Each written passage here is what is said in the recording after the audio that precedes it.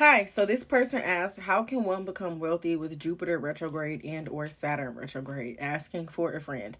So while Jupiter and Saturn are definitely planets that can be involved with wealth, you don't automatically default to them. Yes, Jupiter is wealth, and yes, Saturn is hard work, and a combination of Saturn and Jupiter can definitely make someone wealthy. But at the end of the day, you have to look at your second house.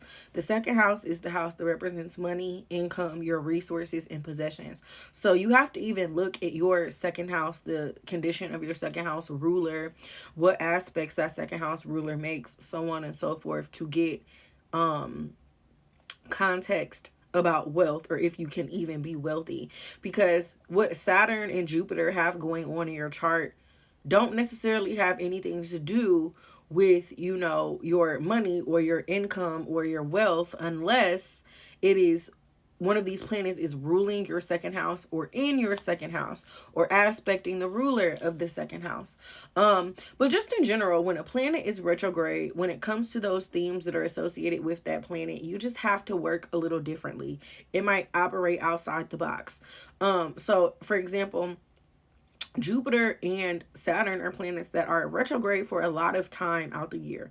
So whereas if you have the planet retrograde, when that retrograde happens, transit wise, it tends to just be a normal period of time for you because this is how it operates naturally in your chart.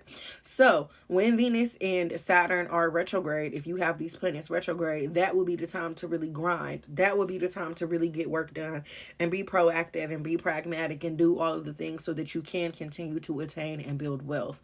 And at the end of the day, anything involving Saturn is a planet that represents time and patience. So the name of the game with Saturn is really putting the work in, investing in whatever that is, and being patient and waiting for whatever that is to pay off.